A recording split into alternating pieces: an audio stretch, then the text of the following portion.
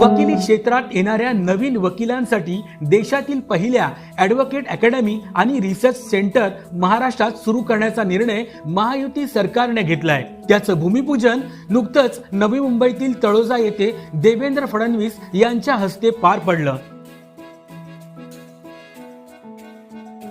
या अकादमीचं महत्त्व लक्षात घेऊन देवेंद्र फडणवीस यांनी 10 कोटी रुपयांचा निधी देणार असल्याचे जाहीर केले आहे। शासन आणि समाजाला ही अकादमी अतिशय उपयुक्त ठरणार आहे।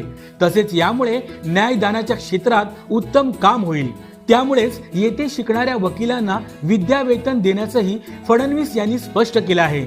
चांगले कायदे बनवण्यासाठी या अकादमीची निश्चित मदत होईल। त्यासाठीच महायुती सरकारनं हा निर्णय घेतलाय।